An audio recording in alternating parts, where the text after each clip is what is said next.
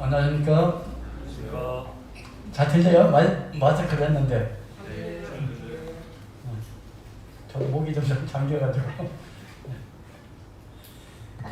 네, 코로나 바이러스는 아직 정점에도 안 왔기 때문에 이게 내년도 내후년도 가지 않을까 생각을 합니다.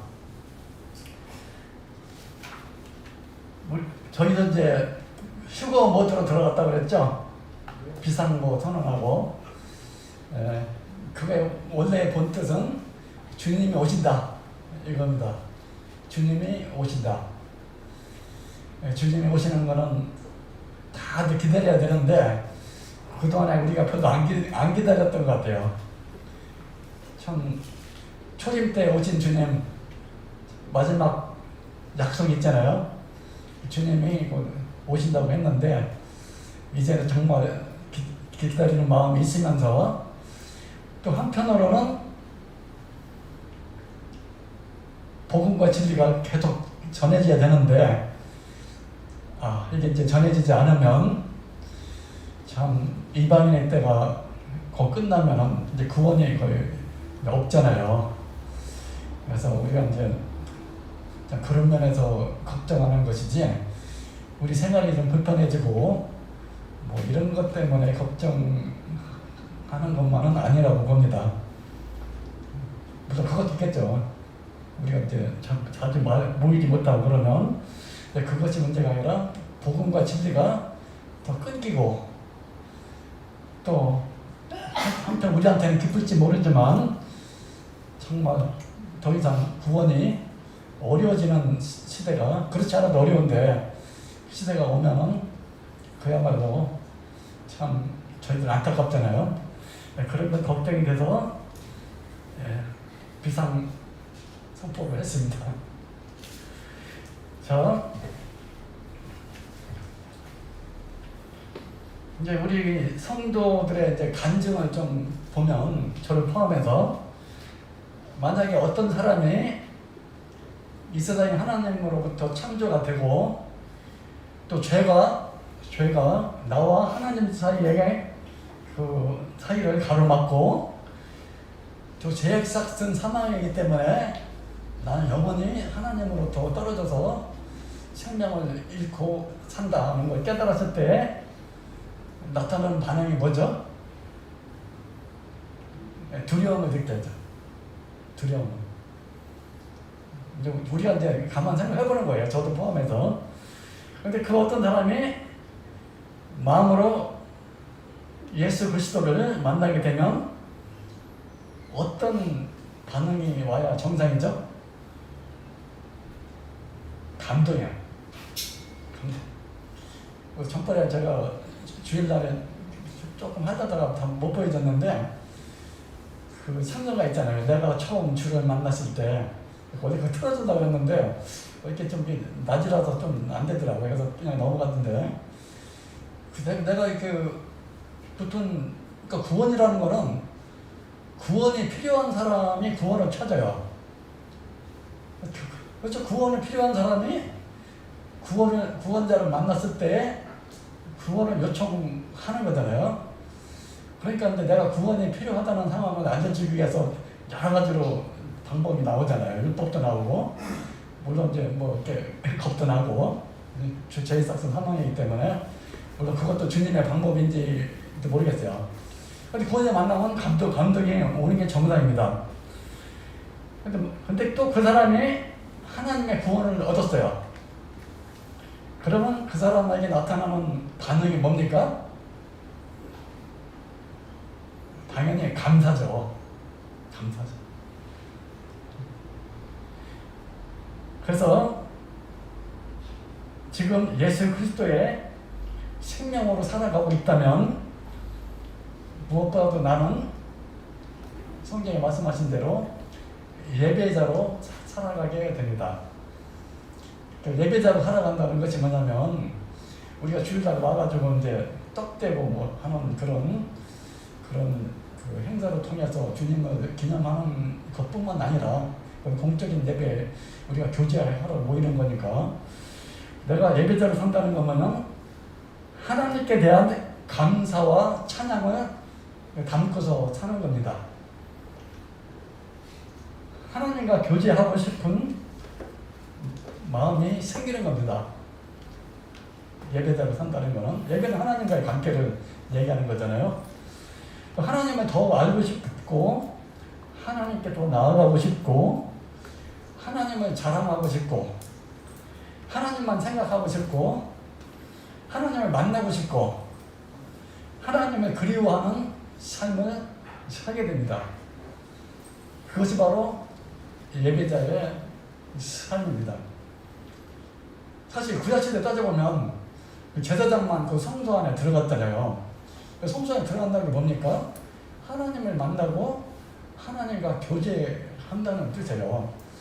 그걸 이제 신약시대의 의지는 제가 지금 금방 얘기했던 이렇게 하고 싶고 이렇게 하고 싶고 평소에 그렇게 하는 삶을 사는 것이 바로 예배자의 삶을 사는 겁니다. 자, 그러면 하나님 어디 계세요?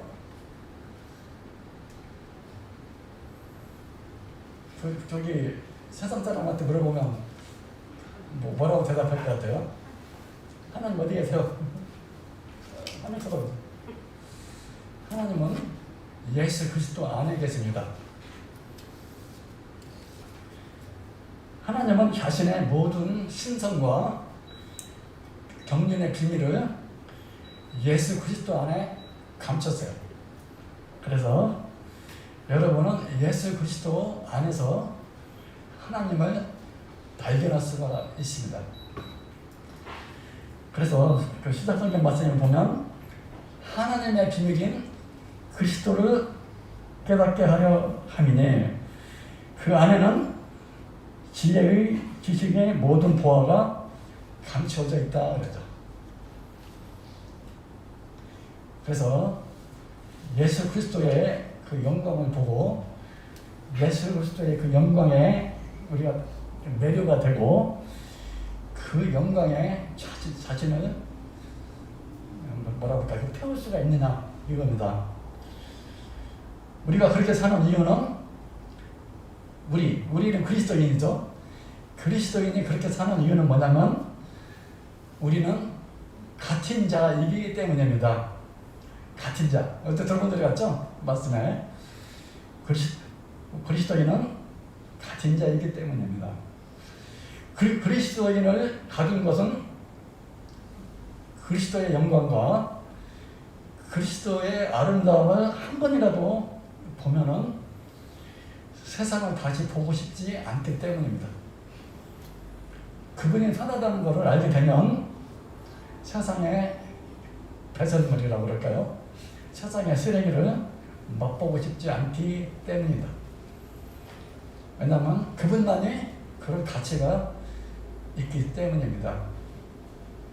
그분만이 생명의 말씀을 갖고 있기 때문입니다. 베드로가 그랬잖아요. 너도 나를 떠나려나? 주에게 생명의 말씀이 있는데 내가 왜 떠났냐 그랬죠?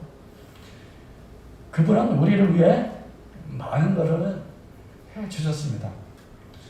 그러니까 구원이란 뭐냐면 그분을 소유하는 겁니다. 왜냐하면 그분 안에 그리스도께서 하나님께서 그리스도 안에 자신을 숨겼다고 그랬잖아요. 그분 안에 구원도 있고 또 생명도 있고 지혜도 있고 모든 것이 그리스도 안에 있기 때문입니다. 자, 그러면 그 복음의 진수는 뭐냐면 정의가 이제 결론이 나오죠. 나와 그리스도와의 관계입니다. 신약에서는 하나님과의 관계라고 그랬죠. 구약에서는 아들로 계시를 하지 않았어요. 구약에서는 어떻게 계시했죠? 여러 가지 모양과 부분적으로 선지자를 통해서 계시를 했습니다. 선지자들도 그러잖아요. 여호와의 말씀이 내게 임하셨으니 여호와께서 이렇게 말씀했다. 근데 그거를 듣는 유대인들은 그냥 엎드렸어요. 왜냐하면 말은 그 선지자가 있지만, 그래서 그건 보러 하나님이 함께 하시면서 하신 말씀이기 때문에. 그리고 뭐 모세한테 나타날 때는 뭐 떨기나무로 갖고 나타나고 여러 가지 모양으로 나타났어요. 홍해에서는 쫙 가리키니까 쫙 들었어요. 하나님 거기 계신 거예요. 근데 시장에서는 아들로 말씀하셨대요. 예수님은 말씀하실 때 하나님이 말씀하실 때 이렇게 한 것이 아니라 나는 너에게 이르노니, 나는 내가 하는 말은 내가 하는 것이 아니라 내 안에 계신 아버지가 말씀하시는 거다. 그때 세상의 반응이 두 가지로 나눠졌죠. 한쪽은 사기치지 마라. 네가 사람인데 왜 하나님이라고, 하나님 안에 있어가지고 하나님의 말을 한다고 그러나, 한쪽에서는 저렇게 권위 있게 얘기하는 거는 어느 선지자로부터도 못 들었다. 선지자는 내가 말한다고 말을 감히 못했죠. 하나님께서 여호와께서 말씀하시되, 근데 예수님은 내가 너희한테 말한다 이렇게 했죠. 자, 그러면 그분을 소유하는 것이 구원이라고 그랬는데, 왜냐면 예수 영생이라고 그럴 때 세상 사람들은 영생을 무슨 물건으로 생각하잖아요. 뭐 보이는 물건이든 뭐 진시황 같은 거는 뭐 이렇게 먹는 거로 생각했죠. 먹어야 영생이다. 뭐 보이지 않는 거라도 세상 사람들은 영생이라고 그러면 뭐 어떤 거 이렇게 생각하죠. 어떤 진리가 뭐 영생인 줄 생각하고, 뭐 불교나 뭐 하다못해 플라톤 얘기 나오는데 어떻게 하네? 요거를 이렇게 잘 깨달으면 영생이다. 어떤 거 이렇게 지시하는데, 하나님은 영생은 예수님 안에 있어요. 그러니까 뭐 상식적으로 얘기하면 하나님은 인격 안에다가 하나님의 모든 것을 붙인 거예요. 그래서 제가 전에도 가끔 얘기했나 모르지만, 제가 중학교 때 영어, 우리는 중학교 때 영어 배우잖아요. 요새 애들은 유치원 가기 전부터 배우지만, He is a walking dictionary.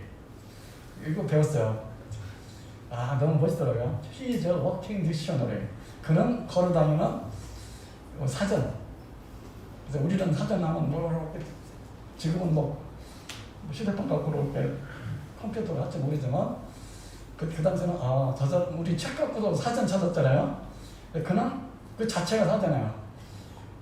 딱 물어보면 뭐 나오는 거. 그거를 생각하니까 제가 지금까지 영생에 대해서 많이 얘기했는데, 예수님은 걸어다니는 영생 자체예요. 하늘에서 온. 그러니까 그분을 소유하면 영생이 있는 거죠. 그분을 소유하면 구원이 있고, 그분 그 자체가 길이요 진리요 생명이기 때문에, 왜냐하면 그분 안에 하나님 계시니까. 문제는 이제 예수 그리스도와의 관계인데, 유대인들은 아직도 메시아를 기다리니까 예수님과의 관계가 없는 거죠. 근데 예수님을 소유하면은 내 것이 되는다는 거는 세상에서도 좀 알 수가 있죠.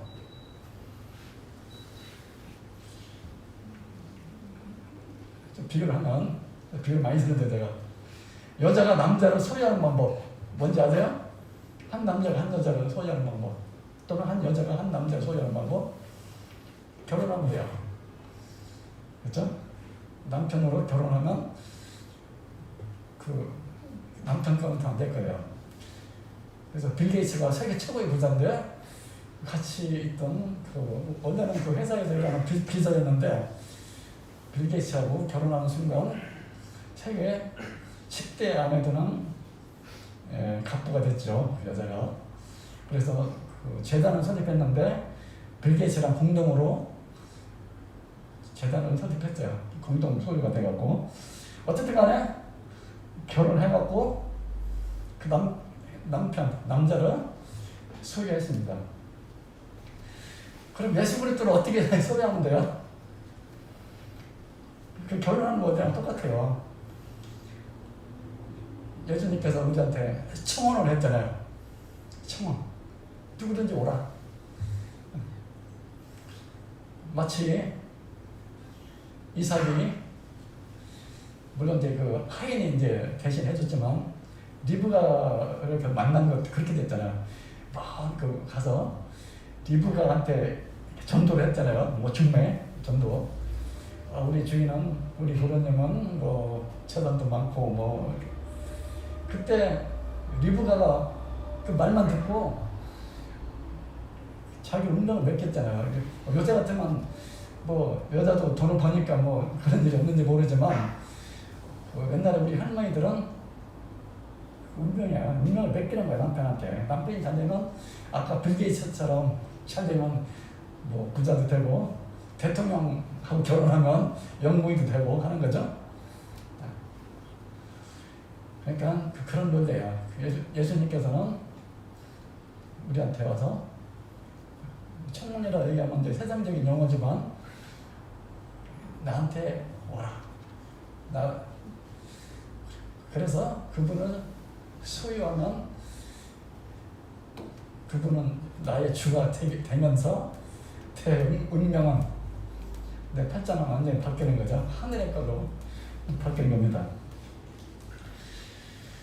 그래서 우리 복음의 지주는 예수님과의 관계인데 그 말이 많이 있어요. 보면 사도 바울이 거기 서신대에 보면 너희가 예수를 주로 시인하고 죽은 자 가운데서 살아난다는 걸 믿으면 구원을 얻으리라 그랬죠. 그래서 주를 고백한다는 건 뭐냐면 주가 그리스도를 고백한다는 게 뭐냐면 아까 얘기한 대로 내가 구원이 필요한데 구원자가 오셨죠. 그러니까 벌써 구원이 필요하다는 걸 안다는 거는 내 처지가 어떤다는 걸 아는 거죠. 네?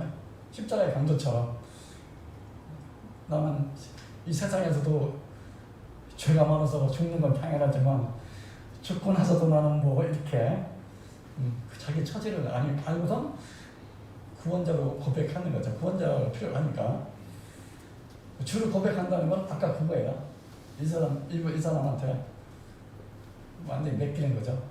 내가 어떻게 될지 모르는데 이분은 좋은 분이라고 소개받아서 리브가가 따라갔잖아요. 그리고 그분이 여기 십자가에서 죽었다가 살아나진 사건을 믿으면 너희가 구원을 얻으리라. 그분이 무슨 일을 하셨나 하는 거는 십자가에서 우리가 무슨 일이 일어났나 하는 거를 우리가 아는 거죠. 그리고 또 사도 바울이 고백했잖아요.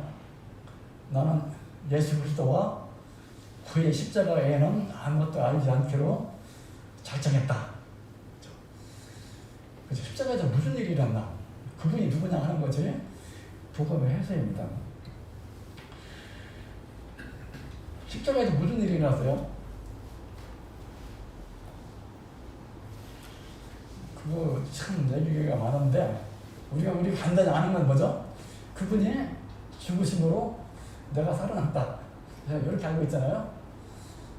우리를 대신하여 죽으셨으니 뭐 대신해서 우리 말이 용어가 참 다양해요. 어떻게 보면 또 잘 이해를 해야 되고 우리를 위하여 죽으셨다.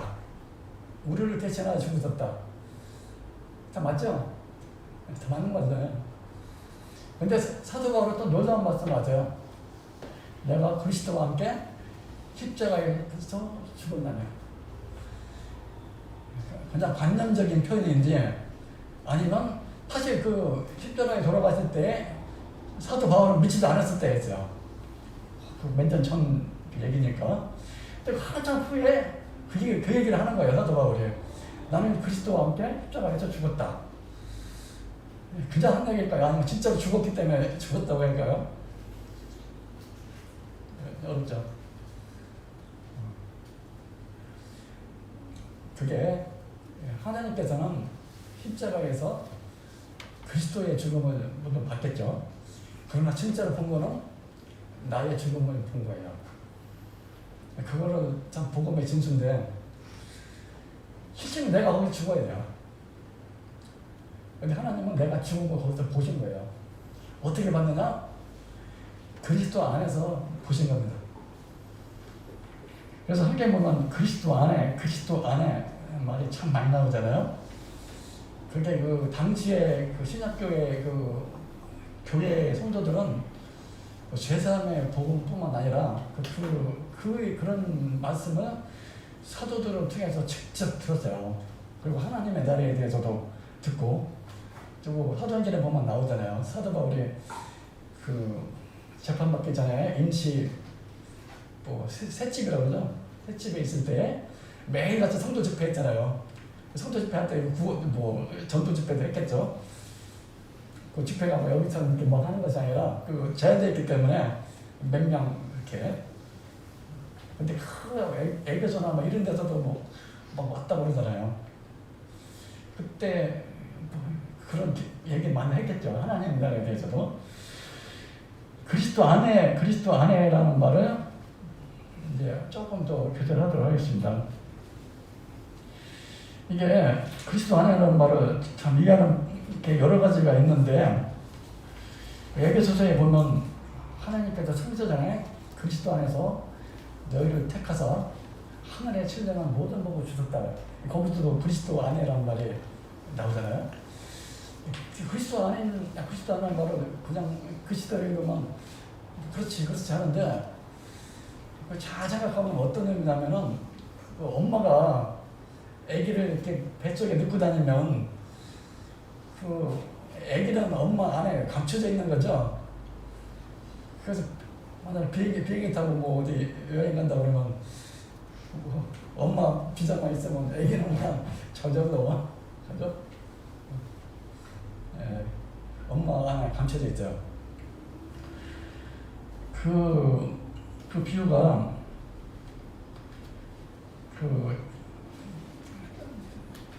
창세기에 보면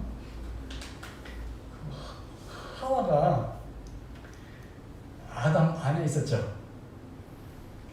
근데 아담을 딱 잠들게 하고, 잠도 그냥 잤다고 안 하고 깊이 잠들게 했다는 말을 썼어요. 그것도 상징적인 깊은 의미가 있는데, 깊이 잠들게 하고 갈빗배에서 하와가 나왔대요. 그러면 하와는 아담 안에 있다가 딱 나온 거죠.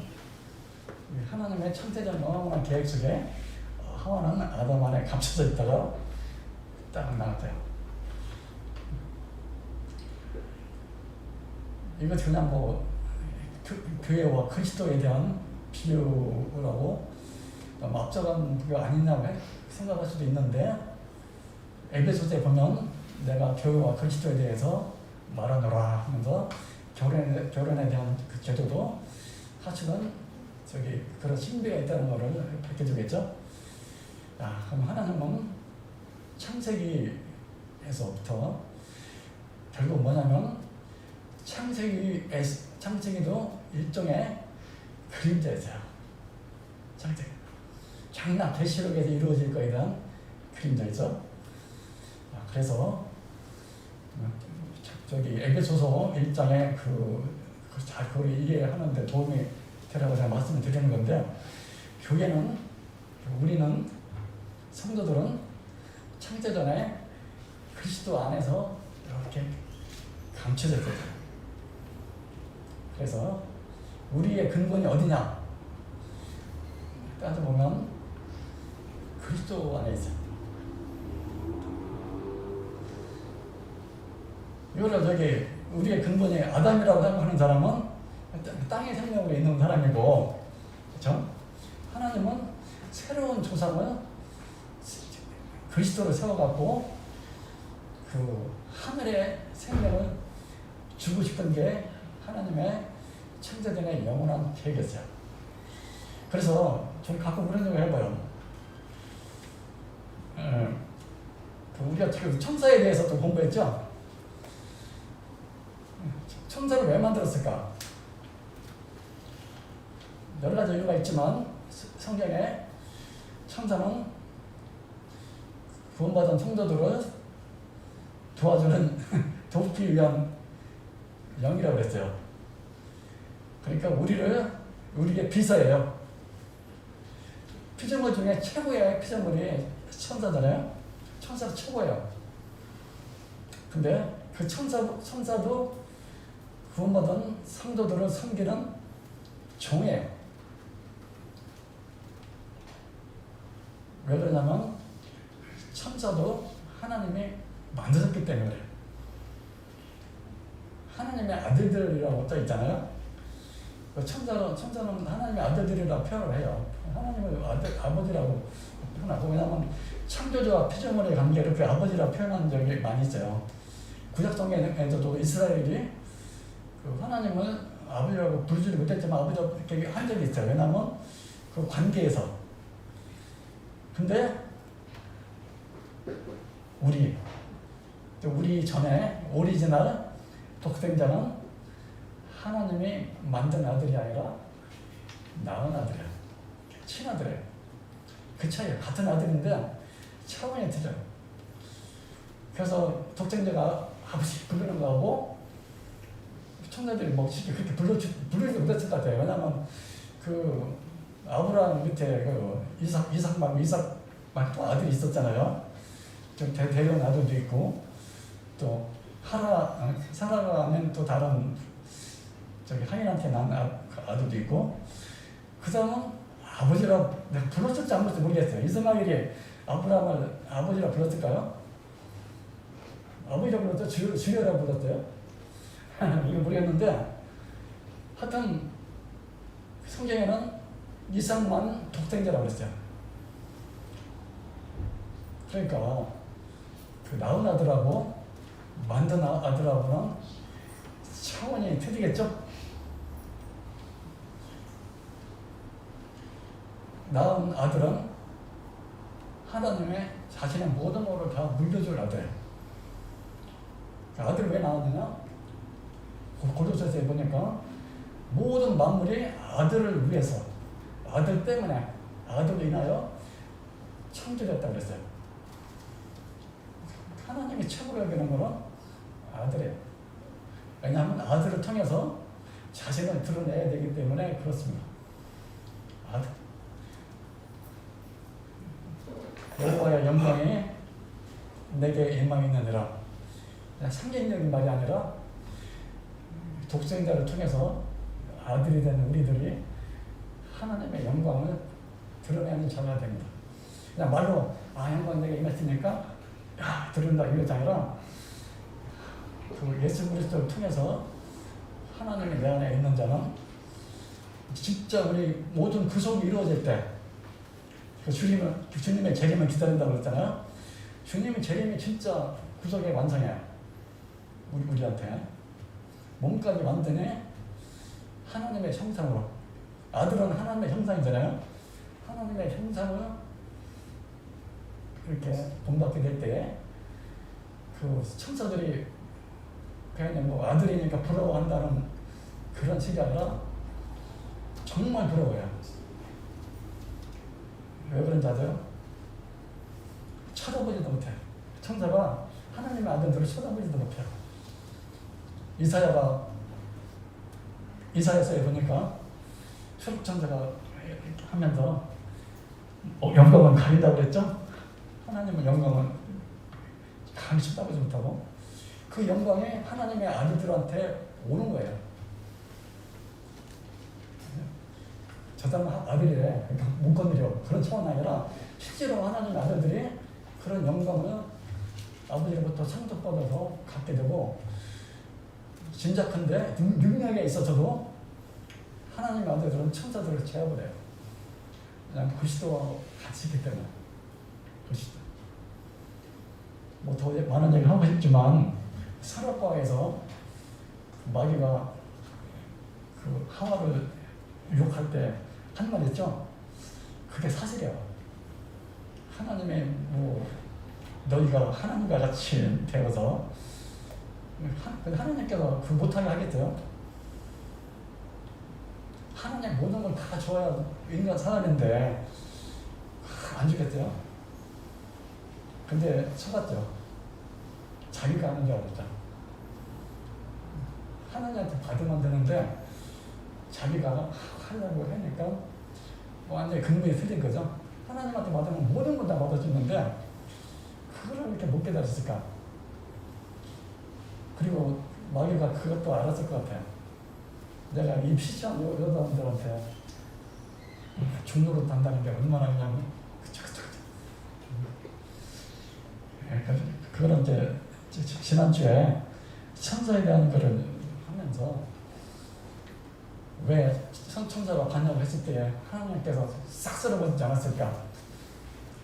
아담과 하와가 죄를 지었을 때 왜 싹 쓸어버리지 않았을까?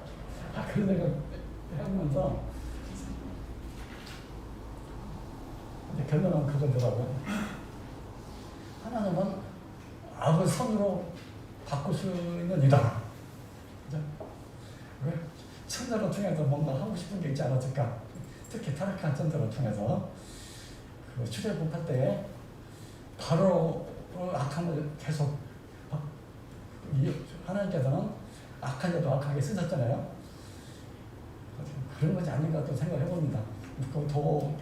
그 전에 나중에 더 깊게 못하겠지만 하여튼간에 우리는 창세전부터 그리스도 안에서 우리는 그렇게 하나님의 모든 것을 받을 자로 이렇게 예정하시고 최종적으로 그리스도를 통해서 하나님의 모든 것을 받을 자로 예정되어 있게 되었는데 중간에 마귀한테 속아서 사망에 처하게 되었지만 하나님은 그것까지 포함해서 십자가에서 구속하시고 구속했을 뿐만 아니라 창세전에 계획하신 그리스도 안에서 많은 아들을 낳는 것을 십자가에서 이루셨습니다. 그래서 십자가는 죄 용서의 그것도 있지만 우리가 아담에게서 그리스도로 가는 방법은 아담의 생명을 끊어야 되는데 십자가에서 주님께서 마지막 아담으로 오셔서 죽어주신 거예요.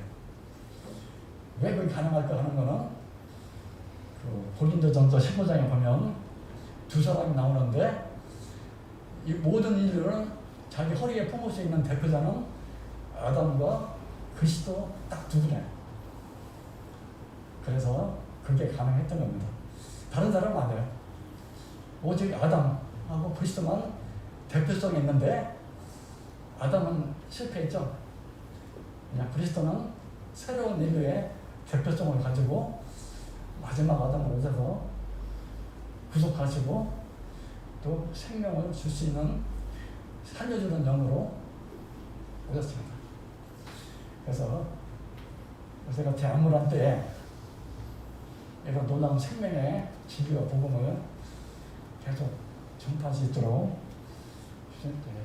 교회 모임이 계속 폐해지지 않도록 계속 기도를 부탁드리겠습니다.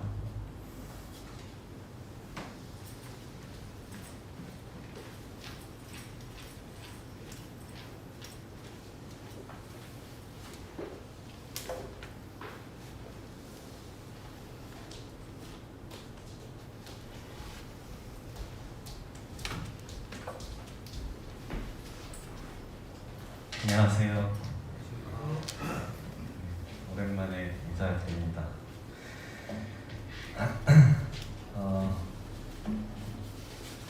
히브리서 11장입니다.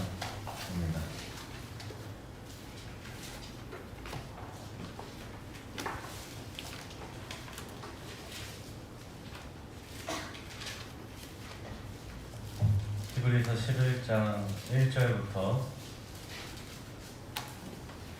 3절까지 읽도록 하겠습니다. 믿음은 바라는 것들의 실상이요 보이지 않는 것들의 증거니 선진들이 이로써 증거를 얻었느니라.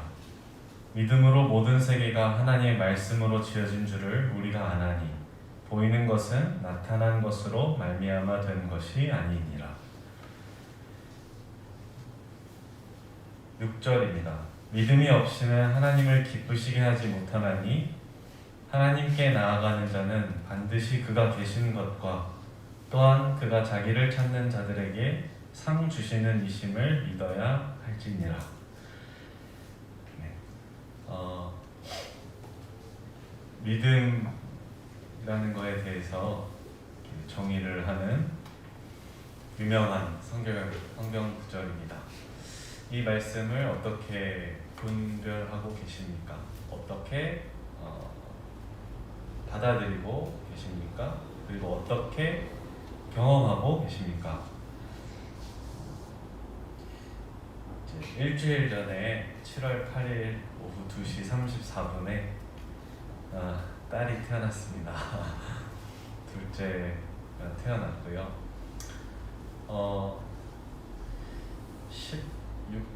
17개월 차이인 것 같아요. 하성이랑 이렇게 보면 시편 말씀을 그날 아침에 받았는데 한번 같이 보시겠습니다. 시편 118편 15절 16절 말씀입니다.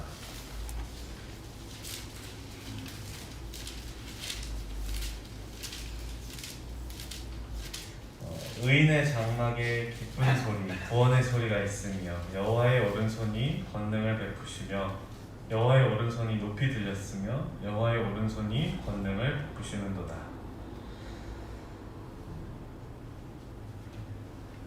처음에 이제 그 둘째를 가졌을 때 되게 제가 매일 묵상의 댓글도 올렸는데 참 막막했어요. 왜냐하면 제가 제일 한가했던 시기가 다 끝나가는 시점에서 이제 둘째를 하나님 주셨고, 이제 인턴 시작하고 하면은 이건 도저히 일주일에 하루 24시간 쉬는 것도 쉽지 않은데 어떻게 해야 되나 싶은 생각도 들었고, 그리고 아직 첫째가 많이 크지 않은 상황에서 둘째를 주셨기 때문에 자매가 아이들을 감당할 수 있을까 하는 그런 걱정도 참 많았고, 그런 상황이었습니다. 그래서 처음에 딱 둘째를 받았을 때 굉장히 기쁘면서도 마냥 기뻐할 수만은 없었어요. 걱정도 되고 염려도 되고 또 앞일을 생각을 해야 되니까 그런 부분들이 이렇게 한쪽 구석에 이렇게 자리 잡고 있었어요. 그때 이제 주님 주셨던 말씀이 이사야서 40장의 말씀입니다. 한번 찾아보겠습니다.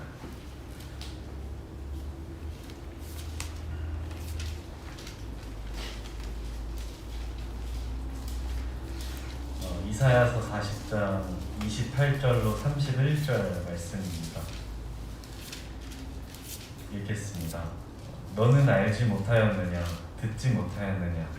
영원하신 하나님 여호와 땅끝까지 창조하신 이는 피곤하지 않으시며 곤비하지 않으시며 명철이 한이 없으시며 피곤한 자에게는 능력을 주시며 무능한 자에게는 힘을 더하시나니 소년이라도 피곤하며 곤비하며 장정이라도 넘어지며 쓰러지되 오직 여호와를 앙망하는 자는 새 힘을 얻으리니 독수리가 날개치며 올라감 같을 것이요 다른 박질하여도 곤비하지 아니하겠고 걸어가도 피곤하지 아니하리로다. 그래서 오직 하나님을 앙망하는 자, 바라보는 자에게 하나님 능력을 주시고 힘을 주시고 피곤해도 넘어지지 않고 쓰러져도 쓰러지지도 않는 하나님 다시 일으켜 세우시겠다는 그런 약속의 말씀을 주시더라고요. 하나님을 앙망하는 것, 바라보는 것, 소망하는 것.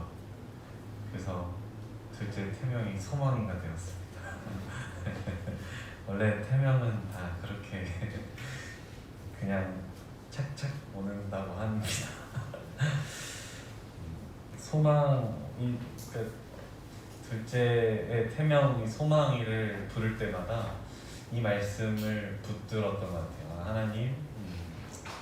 하나님 바라보고 소망하면 주를 바라보는 자에게, 악망하는 자에게 새 힘을 주시고 무능한 자에게 능력을 더하신다고 약속하셨죠. 이 아이를, 둘째 아이를 이제 키울 능력이, 힘이 많이 부족합니다. 아이를 키울 수 있는 힘을 주시고 능력을 더하여 주십시오 라는 기도가 이제 저절로 나오는 거예요. 애기 처음 딱 이제 말씀 주셨을 때부터. 근데 이제 자매가 점점 이제 만삭이 돼가면서 하성이는 점점 뛰어다니기 시작합니다. 안 뛰어다니는 데가 없는 것 같아요. 그 제일 좋아하는 놀이가 뭐냐면 이렇게 까꿍 하면서 막 저쪽으로 뛰어가는 거예요. 그래서 다시 와서 또 하래요. 툭툭 쳐요. 또 하라고. 그러면 까꿍 하면은 반대쪽으로 확 뛰어가요. 그래가지고 그 반대쪽에 있는 사람한테 팍 안겨요. 그게 이제 저나 장인어른이면 괜찮은데 자매한테 팍 안기면은 자매 배가 막 자매가 이제 점점 배가 불러올수록 이제 부담스러워지는 하성이랑 놀기가. 거기다가 이제 제가 인턴을 시작을 하면서 오늘도 지금 36시간 근무를 하고 왔는데 이렇게 막 이제 집을 안양에 가서 아이를 돌보고 같이 할 수 있는 시간이 일주일에 하루가 있으면 많은 시간인 것 같아요. 지금 상황. 막 계속 이제 아기를 이제 낳을 때가 되어가면서 더 이제 주변 상황들이 막 어떻게 해야 되나 하는 생각들이 드는 그런 상황이 되더라고요. 말씀을 붙들은 상태였지만 굉장히 이제 힘든 상황들이 이제 계속 오는 거예요. 내 힘으로는 해결할 수 없는, 힘에 부치는. 그럼에도 불구하고 하나님께서 말씀 그대로 저에게 힘을 주셨고 또 아이들을 키울 수 있는 환경과 여건을 주셨고 또 정말 감사하게도 건강하게 아이들이 자라고 또 둘째가 이제 태어나고 자매도 건강하게 지금 이제 조리 중에 있습니다. 참 모든 것이 주님의 은혜라는 생각이 들었습니다. 네, 주님께서 그 은혜로 자매 그 친정 부모님께서 이렇게 섬길 수 있는 여건을 이렇게 주셨고 참 감사하게도, 그리고 은혜로, 주님의 은혜로 자매랑 또 둘째 아이도 잘 건강하게 태어나고 조리하는 중에 있고요. 다행히 또 주님의 은혜로 하성이도 엄마랑 떨어져서도 전혀 엄마를 찾지 않고 잘 가끔 이렇게 눈 가리키면서 하는데 자매는 그 자기를 부르는 거라고 하는데 저는 좀 다릅니다. 나가자고 하는 것 같은데 전 참 다 주님의 은혜인 것 같아요. 그래서 둘째 이름을 하은이라고 지었습니다. 아직 출생신고는 안 했지만 그렇게 하기로 했습니다. 하은이라는 이름이 모임에 정말 흔합니다. 다행히 지금 잠실교회는 없는데 모임에 참 흔한 이름이지만 그래도 이 아이의 생겨났을 때부터 태어날 때까지 또 태어나서도 앞으로도 하나님의 은혜로 아이를 주셨고 아이를 키워주실 거고 함께 하시는 그 하나님의 손길에 참 감사가 되어서 아이 이름은 하은이라고 하기로 했습니다. 아까 시작할 때에 그 히브리서 11장 말씀을 읽고 시작을 했는데요. 이 여호와를 앙망하는 것, 이제 바라다라는 이제 뜻인데 하나님을 바라고 소망한다라는 뜻입니다. 바라고 소망하는 것이 무엇일까 생각을 하다가 묵상을 하다가 히브리서 11장의 말씀이 생각이 났습니다. 믿음은 바라는 것들의 실상이요 보이지 않는 것들의 증거다.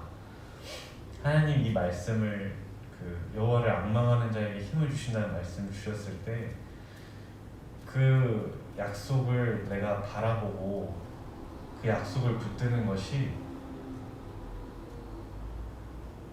눈에 보이지 않는 하나님의 그 약속을 붙드는 거잖아요. 그게 바로 믿음이 그거를 가능케 하는 거고, 하나님 주시는 믿음이 그거를 가능케 하는 거고, 보이지 않는 약속을 보이는 것처럼 잡을 수 있는 힘이 되는, 그게 히브리서 11장 1절에 나오는 믿음에 대한 정의였던 것 같습니다. 그 뒤에 나오는 그 믿음의 선진들의 삶에 대한 내용은 성도님들 다 잘 아시니까, 그 3절에 이런 표현이 있잖아요. 믿음으로 모든 세계가 하나님의 말씀으로 지어진 줄을 우리가 아나니 보이는 것은 나타난 것으로 말미암아 된 것이 아니니라. 보이는 것은 나타난 것으로 말미암아 된 것이 아니다. 우리가 눈에 보이는 이 세계는 우리에게 나타난 것, 우리가 알고 있는 것, 우리 지식으로 된 것이 아니다 라는 뜻입니다. 그래서 가끔 예전에 학생회 아이들 상대로 창조와 진화에 대한 그것들을 자료를 준비해서 학생회 교사들이 기도하면서 준비하면서 아이들에게 그거에 대해서 가르친 적이 있었는데,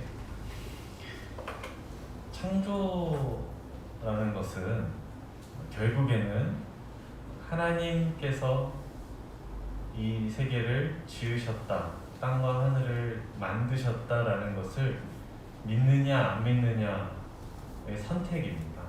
창조와 진화는 아무리 과학이 발전하고 과학자들이 무슨 진화론의 증거를 찾았다, 창조의 증거를 찾았다 이렇게 뉴스에 나오고 해도 절반 이상은 다 가짜 뉴스고, 또 설사 진짜라고 할지라도 그것이 결코 진화론이나 창조를 증명할 수 있는 자료가 되지는 않습니다. 그래서 결국에는 그 믿음이라는 것이 보이지 않는 것을 붙들 수 있게 하는 힘이 되는 것이고, 그 믿음은 들음에서 온다고 성경에 나와 있습니다. 그래서 참 감사하게도 하나님께서 둘째 하은이를 통해서 하나님을 바라볼 수 있는 믿음을 주셨고, 약속을 주셨고, 그리고 하나님의 은혜로 아이를 잘 태어나게 해주셨고, 앞으로도 지켜주실 거라고 믿습니다. 그러한 와중에 참 교회에서 기도를 계속 해주셔서 기도의 힘으로 하나님께서 저희 가정을 도우셨다고 생각을 합니다. 그래서 너무나도 감사를 드리고, 히브리서 12장 1절에 보면 이 믿음의 선진들의 삶을 기록한 그 마지막 결론이 그러므로 라고 시작을 합니다. 그러므로 우리에게 구름같이 둘러싼 허다한 증인들이 있으니, 이런 그 믿음으로 삶을 살아낸, 보이지 않는 것을 믿음으로 보면서 살았던 그런 믿음의 선진들이 있으니 모든 무거운 것과 얽매이기 쉬운 죄를 벗어버리고 인내로써 우리 앞에 당한 경주를 하며 믿음의 주요 또 온전케 하신 이 예수를 바라보자. 우리에게 필요한 것은 이제는 인내하는 것이구나 라는 말씀입니다. 결국에 믿음의 선진들의 삶의 그 결론, 마지막은 인내였던 것 같습니다. 말씀을 붙들고 그 말씀을 통해서 하나님께서 내 삶에 그 약속하신 것을 이루실 때까지 인내할 수 있는 삶, 그것이 믿음의 선진들의 삶의 비결이 아니었을까 생각이 듭니다. 지금 이제 두 달 지났는데 인턴 시작한 지 뭐 힘들다면 힘들고 버틸 수 있으면 버틸 수 있는데 얼마나 더 이런 생활을 해야 될지 그게 힘든 거지. 사실 하루하루는 그냥 뭐 졸면서 버티면 되고 사고 안 나게 실수 안 나게 잘 버티면 됩니다. 근데 앞이 보이지 않을 때 버티는 게 제일 어려운 것 같아요. 뭔가 이렇게 앞이 보이면 캄캄하더라도 저 앞에 빛이 있으면 내가 보이는 그 목표가 있고 그걸 향해 나아갈 수 있으면 갈 수 있어요. 할 수 있어요. 근데 그렇지 않고 아주 깜깜한 어둠만 있으면 이게 내가 가는 방향이 맞는 건지 앞에 보이는 게 저게 맞는 건지 그런 상황이 생각이 들 때가 참 많잖아요.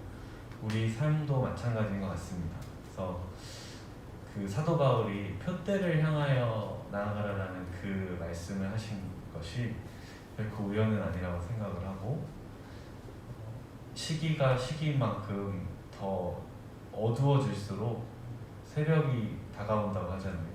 그러니까 하나님의 그 말씀이 더 빛을 발할 때가 지금인 것 같은데 우리가 어느 방향을 보고 나아가야 될 것인가를 말씀을 통해서 보게 되면 하나님께서 나에게 원하시는 그 방향, 하나님의 그 약속이 있는 방향, 말씀이 나를 이끄는 방향, 그곳으로 한 걸음 한 걸음 나아가면 되지 않을까. 저 자신에게 참 주시는 말씀이었던 것 같습니다. 둘째 하은이가 이제 예상한 것보다 2주가 좀 빨리 태어났어요. 그 제왕절개를 하다 보니까 제왕절개 시기로는 이제 적합한 시기였는데 뭐 자연분만 하는 출산으로는 2주 조금 앞당겨서 태어나서 이제 키로수가 조금 덜 나갑니다. 근데 뭐 아픈 건 아니고 뭐 건강한데 좀 키로수가 덜 나가다 보니까 좀 안쓰러워 보이더라고요. 아이 물론 하나님 이름대로 하나님 은혜로 키워주시라 믿고 또 자매가 이제 둘째 낳고 잘 회복하면서 잘 회복하고 또 건강하게 나올 수 있도록